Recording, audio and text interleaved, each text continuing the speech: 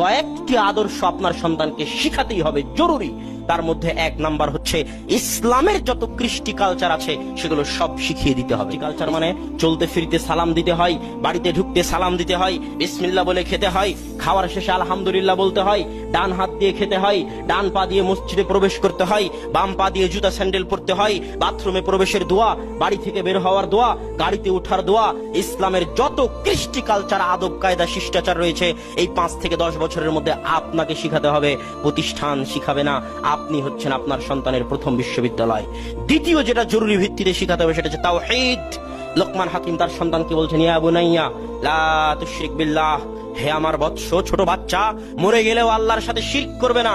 তাওহীদের শিক্ষা এই 5 থেকে 10 বছরের মধ্যেই সন্তানকে দিতে হবে। বিপদে আপদে আল্লাহর উপর ভরসা করতে শিখে, জিন শয়তান মানুষ দেখে যেন ভয় না পায়, এই জন্য তার অন্তরে আল্লাহর শিক্ষা, আল্লাহর পরিচয় গেঁথে আপনাকেই দিতে হবে।